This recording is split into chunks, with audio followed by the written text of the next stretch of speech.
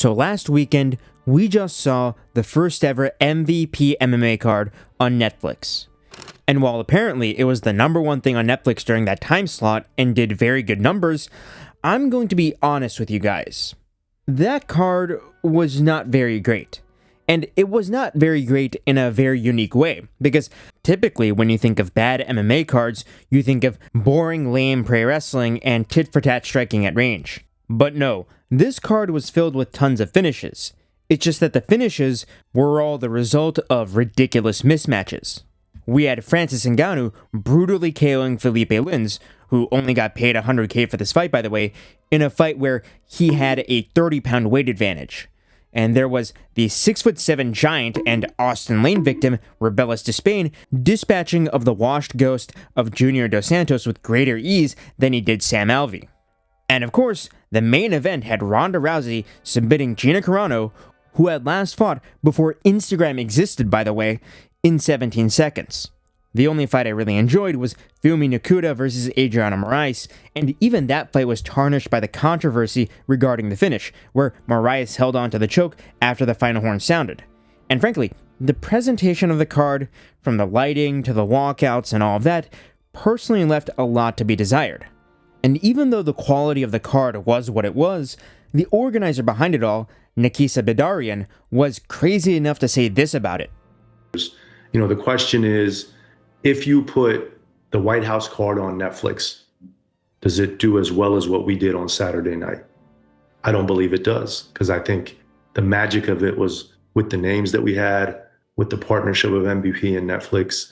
That's what made it so powerful, and I think they're very happy with the outcome. And, well, I am all for there being a competitor to the UFC, and I am hoping that MVP one day becomes a fully fledged MMA promotion with a roster and belts and doesn't just continue to rely on stacking their cards with extremely past their prime names from the UFC.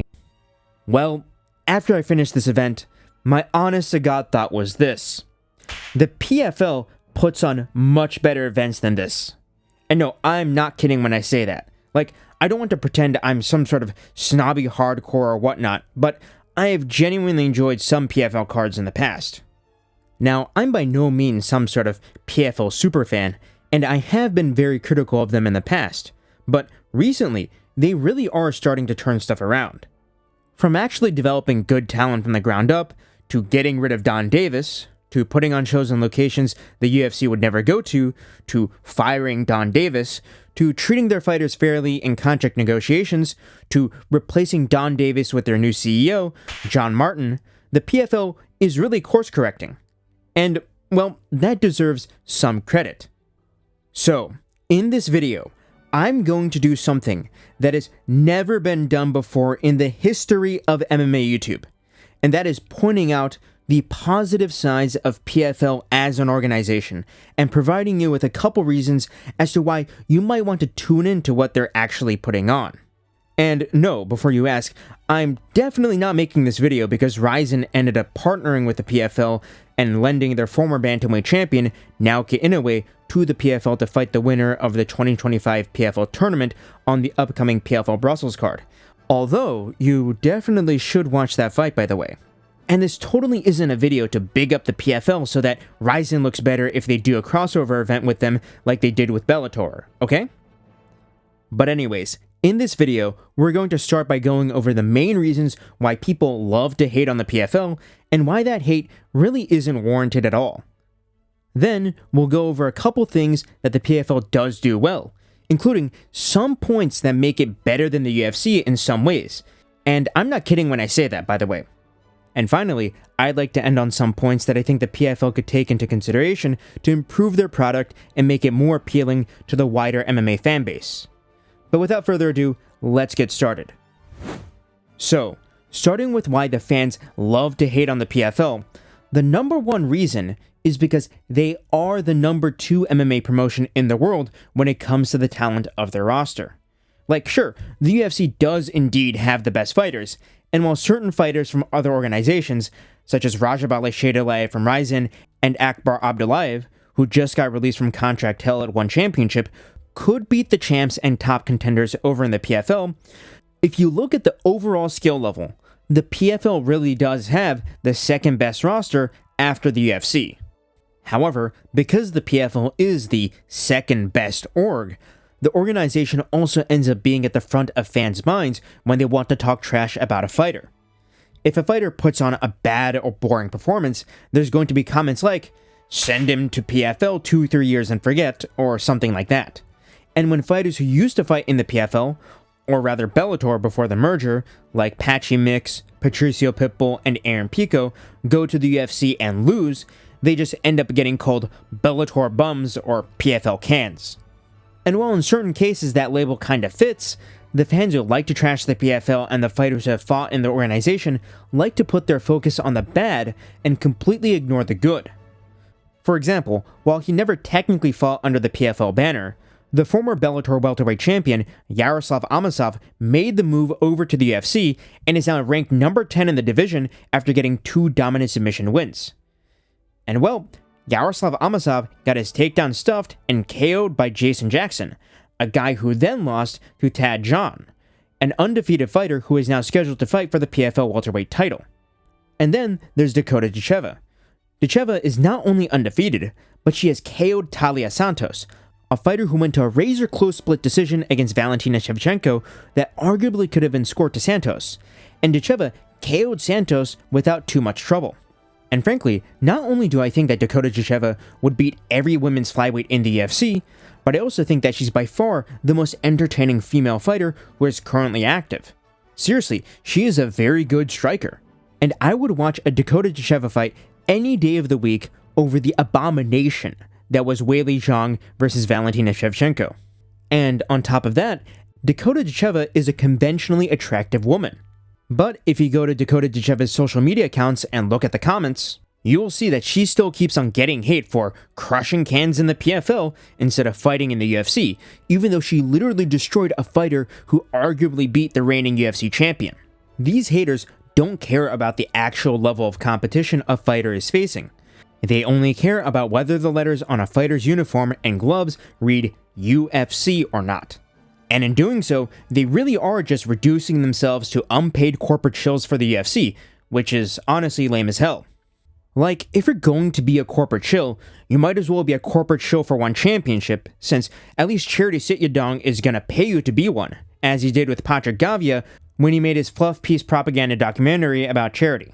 And yeah, sure, I'm a proud unpaid corporate shill for Ryzen, but you see, the difference is that shilling for the UFC is like being a Reddit or Disney adult who defends the new Star Wars slop content that the company pumps out, while being a corporate shill for Ryzen is hip and cool because it's niche. But anyways, getting back on track, a lot of the hate for the PFL and its fighters comes simply out of a desire to talk down on others. And yeah, sure, I like doing that too. But the thing with the PFL and its fighters is that trashing them doesn't even make that much sense, since why would you attack the guys fighting in the second best org for being bad?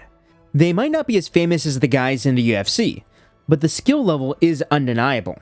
And if you ask me to pick between watching the UFC Canada Fight Night they had a while back with the washed ghost of Gilbert Burns versus Mike Mallet in the main event, and 3 women's MMA fights on the undercard, all 3 of which went to a decision by the way, or watching the PFL Champion Series that was headlined with the rematch of Usman Nurmagomedov versus Paul Hughes, had Corey Anderson fighting for the vacant light heavyweight title in the co-main event, and Sergio Pettis versus Magomed Magomedov as the feature fight, I'm picking the PFL all day. And actually, I am speaking from experience here, because I did end up skipping that terrible UFC Canada card, and I stayed up until 3 in the morning in Japan time to watch the PFL, since that was on at prime time in the Middle East. And I distinctly remember laughing my ass off when Magomed Magomedov got KO'd out cold with a spinning elbow right in front of Khabib. Like, seeing the shock and the sadness on that crypto scammer's face as Magomedov went out cold with his eyes glazed over was just glorious, and it made the rest of my week. But anyways, the point I'm getting at is that if you simply put aside any preconceived biases you have against the PFL brand, there are definitely some cards worth tuning in for, and some very elite fighters worth watching, some of whom I will cover in depth later. Anyways, moving on to the other reason why the PFL got a lot of hate, or rather, got made fun of a lot, there was the fact that Don Davis was at the top of the organization. And well, it's really no wonder why the PFL got a ton of crap for having Don Davis at the top. And that's because Don Davis just isn't a fight fan. Cole, what is Don's favorite all-time MMA fight? So Don, you have a night out, you go home, and you're just like, man, I want to watch a fight. What's the first fight you're going to find? So people who are doctors don't watch medical shows. People who are lawyers don't watch legal shows on TV. I'm aware of everything that's going on because it's important for business. But I don't want to watch other people's MMA shows for enjoyment. You know what I'm saying? I get a lot of MMA, right? So I don't sit there and say, let's kick up and watch me a good KSW. This is not, would never cross my head, right? So to me, I'm aware of everything that's going on from a business standpoint, but I would never sit there and say, that's my relaxation away from work. This would be, I'm working, I'm taking in what's working for them, I'm understanding what's going on. But if I'm away from work, I'm away from work. Like, say what you will about Dana White, but at least he enjoys watching fights. And you can just tell based on vibes that Don Davis was never really cut out to be a fight promoter. He doesn't have the brash, forceful personality of Dana White, and he doesn't have the guts to go out in front of 40,000 people in just his underwear for the opening ceremony of an event like President Nobuyuki Sakakibara of Ryzen. And this all led to guys like Vampiric Legs and myself taking the piss out of Don Davis and calling him out for running the PFL into the ground. However, the great news is that, as of January 22nd of this year, Don Davis is now no longer with the PFL. He is completely gone and has been replaced by John Martin. And now, while I don't know how much John Martin likes fighting, the guy strikes me as much more intelligent and well-spoken than Don Davis. And while I don't want to go too far, let's just say that in terms of sheer visual optics, to put it euphemistically, John Martin completely mogs Don Davis. So yeah, needless to say, the PFL is being course-corrected with this CEO change.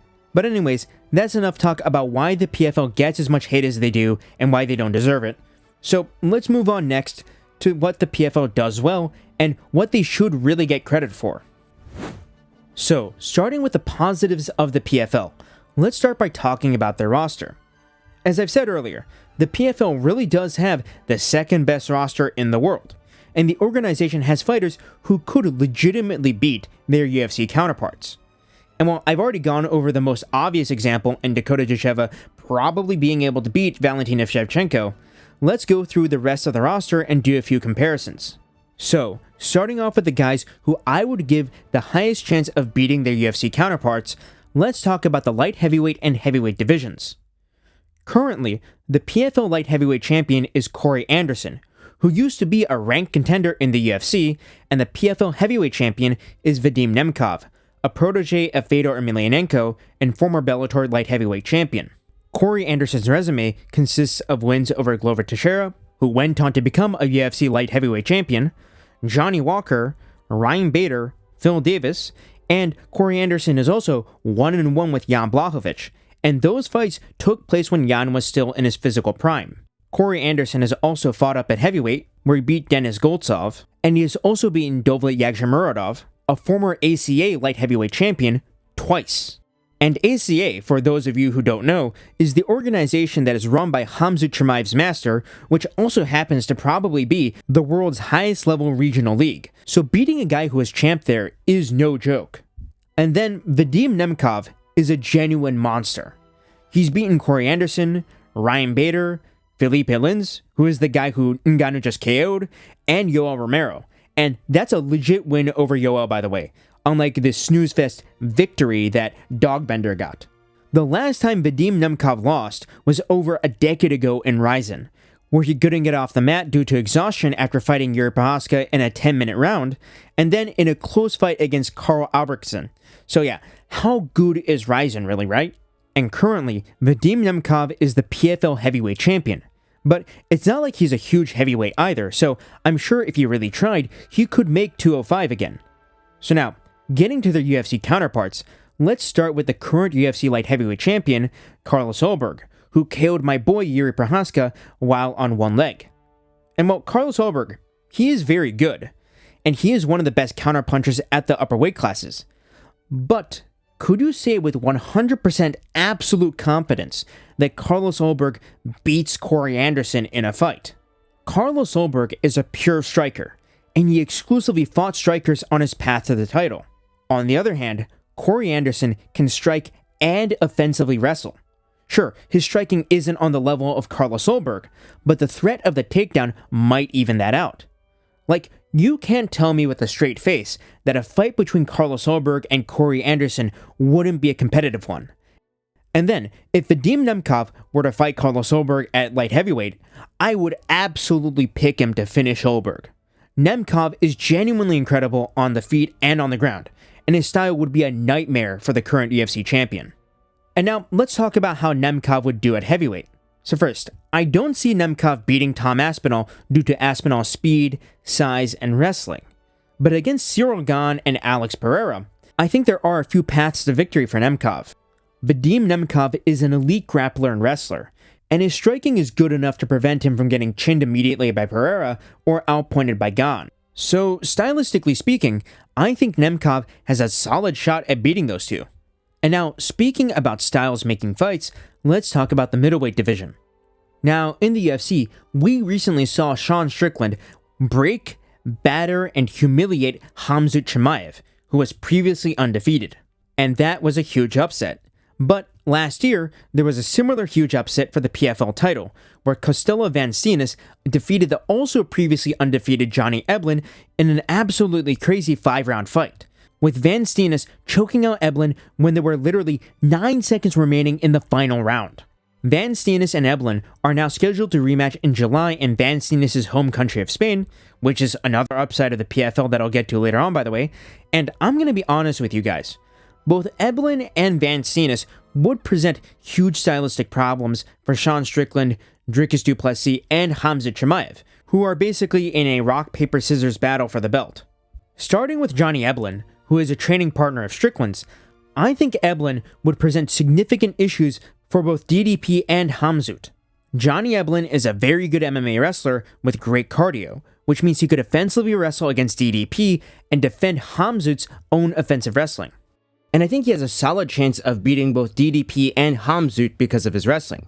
And if you're going to say that Johnny Eblen is untested against UFC level competition or whatever, Eblen absolutely destroyed Brian Battle, who was 7-1 in the UFC and won the Ultimate Fighter in the first round in his last fight.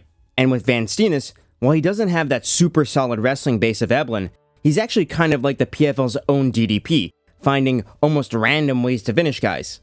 In his last 4 wins, which were all by finish, he won by a Von Flue choke, a head kick, the last-second rear naked choke in the Eblen fight, and elbows to the head while defending a takedown. Van Steenis is awkward and weird, but he's incredibly physically strong, and I can see him beating Sean or Khamzat on the right day. And now, moving on to welterweight, there currently isn't a champion in the PFL because Ramazan Kuramagomedov retired as soon as he won the belt, which was a bad blow to the division. But still, there is very good talent in the organization that could beat the UFC's top fighters. For example, the undefeated Thad John, who will be facing Shamil Musayev for the vacant welterweight belt, has beaten Jason Jackson, the guy who KO'd Yaroslav Amosov, who is currently ranked number 10 in the UFC welterweight division. And then at lightweight, of course, there's the undefeated Usman Nurmagomedov, a cousin of Khabib's, which, come to think of it, probably means that they would have been married if Usman were a woman. Now, do I think Usman Nurmagomedov beats Ilia Topuria? Well, maybe if I was a part of that fan base, I might be delusional enough to think that. But on the other hand, there's people I've seen who have said stuff like, Usman Nurmagomedov loses to Esteban Rivabic, or Usman Nurmagomedov gets destroyed by Grant Dawson, or something like that. And to that, I have to say, are you actually watching Usman's fights? The guy is clearly very, very good. And I mean, tell me with a straight face if you think Usman Nurmagomedov wouldn't obliterate Paddy Pimblett or Dan Hooker. Both Usman Nurmagomedov and his rival Paul Hughes, who honestly should have gotten a draw in the first fight due to the fouls, are clearly elite lightweights. And frankly, if you're going to watch anything from the PFL, you have to watch their duology because those fights are very, very good.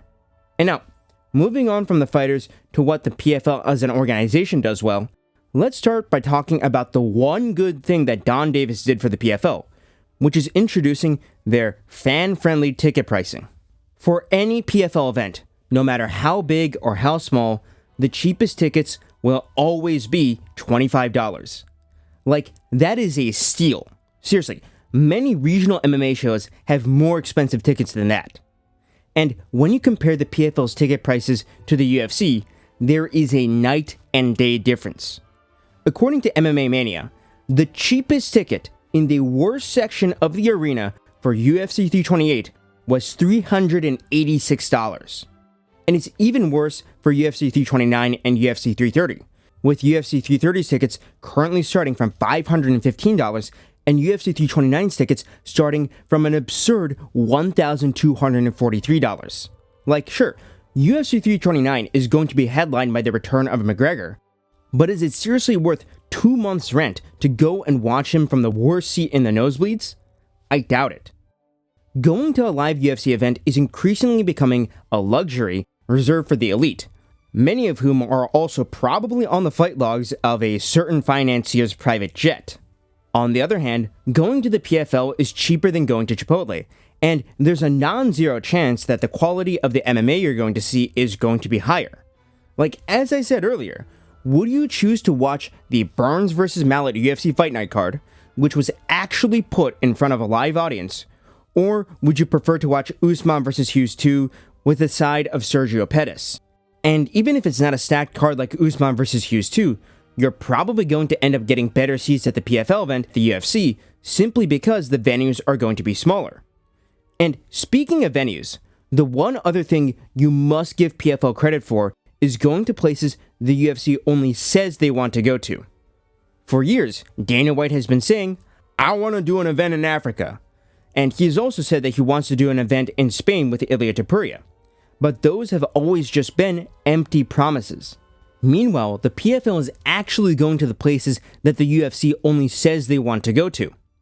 Costella Van Steenis vs. Johnny Eblen 2 is happening in Madrid. It's crazy to say this, but Van Steenis will fight in Spain in Madrid before Ilia Topuria does. And when it comes to Africa, the PFL has already been to Cape Town, Johannesburg, and Pretoria in South Africa. And Pretoria is Dricus' hometown, by the way. But it's not just that. They've also been to Rwanda and to Nigeria. And sure, those Africa shows are at smaller venues, but they all had more people in attendance than the UFC Apex. And there's meaning in going to these places that the UFC wouldn't go to because the UFC wants to maximize profits no matter what. I mean, the UFC cares so little about the fans that they're putting Kyoji Horiguchi versus Manel Cape 2 in the Apex when the first fight between those two in Ryzen happened in front of tens of thousands of people at the Saitama Super Arena. So yeah, if there's a PFL event happening nearby, I'd highly recommend going. It's affordable, the fights are probably going to be high quality, and I've seen comments on places like Reddit and Twitter saying that the viewing experience is quite pleasant. Now, finally, let's talk about the good that the PFL does for its fighters. First of all, the one thing the PFL does not do is hold their fighters in contract hell. When PFL acquired Bellator, and Patchy Mix and Patricio Pitbull asked to be released from the PFL let them go and sign with the UFC. Now, while in hindsight, this may have been a bad move from Patchy's perspective when you consider how everything turned out for him, the flexibility the PFL showed there is really admirable. And that is especially true when you compare it to what One Championship does to their fighters, which ends up ruining their careers. And then the one other thing that the PFL is great at when it comes to fighters is scouting talent through their PFL Africa and PFL Middle East and North Africa events.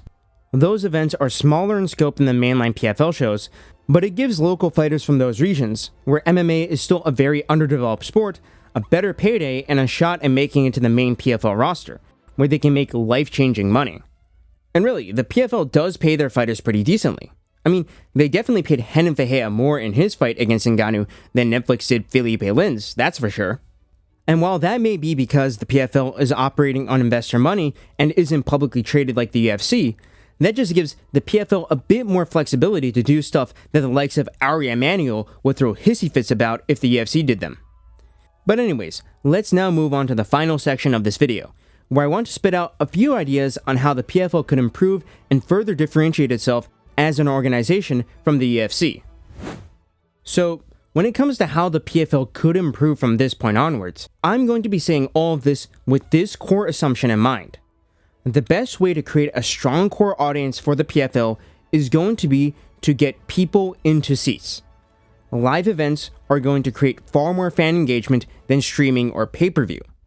If you can get fans into seats at live events, they're going to be much more likely to continue to watch the PFL to follow the storylines of the fighters that they watched live. And for this list of ideas, I'm going to be going in order from most realistic and most doable to the craziest and most outlandish ideas out there. So basically, take me less seriously as I go down this list. So first off, let's start by talking about one thing that the PFL is already starting to do, which is collaborating with other major MMA organizations. And they should do this to try and make the biggest fights outside of the UFC come to fruition. And here I'm thinking of fights like the two-division KSW champion, Saladin Parnasse versus Usman Nurmagomedov, and the Ryzen featherweight champion, Rajabali Shaydalayev versus Timur Kurziev. Another good fight might be something like Corey Anderson versus whoever Ryzen's first heavyweight champion is. And when these fights get made, bring in Ryzen as a consultant to make sure that the shows are a genuine spectacle. Like, imagine if you put Usman Nurmagomedov versus Saladin Parnasse in a huge stadium in France or in Dubai and put on an opening ceremony in the style of Pride, Dream, or Ryzen. It would be huge. Like, genuinely, it would be a spectacle. And I mean, if you put it on in Dubai or in Riyadh, you can definitely be sure that you can get the Saudis or the Emiratis to cover it. The next idea I had that I thought would be pretty easy for the PFL to implement would be to introduce a system where, at a live event, everybody who retweets PFL and shares that they're at a PFL event gets a free beer or some free merch. Doing this would be better than courting a big influencer like MMA Guru or Patrick Gavia, as the best marketing is peer-to-peer or word of mouth. Paying influencers is like the modern equivalent of paying for ads on TV, and just comes across as disingenuous and fake. And next, let's talk about an idea which is a little bit more out there but still completely possible, which is where it can be done, the PFL should try to utilize the superior rule set of MMA. And by the superior rule set, I'm basically saying Pride/Ryzen rules. So I'm talking about soccer kicks, knees, and stomps to the head of a grounded opponent. And sure, you probably wouldn't be able to get the athletic commissions in the United States to approve these, but I'm sure, I'm almost completely sure that you can get away with it in places like Riyadh or Dubai. And if you just introduce that rule set, that would differentiate the PFL in a very important and significant way from the UFC. The rule set would be novel and exciting for younger MMA fans in the West who never watched Pride Fighting Championships, and you can even offer under-the-table bonuses to fighters who get finishes with these attacks. And then, well, here's my next idea, and here I'm just going full-on out there and just spitballing. Experimentally add 4-ounce Muay Thai and kickboxing and try to poach Rodtang from one championship. And that is because 4-ounce Muay Thai and kickboxing is basically what one championship is known for. And it's really the only thing that they do well. Furthermore, adding those sports could be helpful with selling tickets in countries and regions where kickboxing is popular, as you can bring in a local kickboxer or Muay Thai guy to do a fight on the early prelims to sell tickets and get people into seats. Also, I should add that the PFL, if they decide to do this, shouldn't make any belts for this. Those fights should be purely for entertainment and for getting people into seats. And now, moving on to an even crazier idea, and I'm just going out there with this one. The PFL should experiment by trying bare-knuckle MMA and full-gi MMA. And specifically, I want to talk about full-gi MMA here because that could help bring some eyes in from the judo and sambo scene. And if you want to know what full-gi MMA would look like, go and look at the Japanese promotion Roman, or Roots of Martial Arts Network, for reference. And hey, even if it doesn't work out in the long run, you would at least be able to get a bit of buzz out of it if you do it for 1 or 2 events, right? And then, ultimately, my final big idea would be to have the PFL rebrand to a cooler sounding name. And now I'm saying this because a few months back, there was some talk about the PFL going back to the Bellator name because that brand had more value. And frankly, I kinda agree. And if you just look at the name of the organization, Professional Fighters League, it sounds kinda boring compared to the other MMA organizations. The Ultimate Fighting Championship is a cool name. Pride Fighting Championships is also badass, and Ryzen Fighting Federation is named after a Japanese god of lightning. Strikeforce is also a cool name, and so is Bellator when you consider how it means warrior in Latin. And in contrast, Professional Fighters League, well, it sounds like something that an individual who is overly active on LinkedIn would cook up. Don Davis. But I also think that switching back to Bellator would be a step backwards in a way. Instead, a completely new name would probably be better. And while I personally don't have any ideas myself, I'm gonna leave that up to you guys. So please comment down below what you think the PFL, the Professional Fighters League, should be renamed to. But anyways, I hope you guys enjoyed the video, and yes, thank you guys for listening to this video in the background while playing video games, or mowing the lawn, or doing the dishes, or doing your homework, or whatever. Goodbye.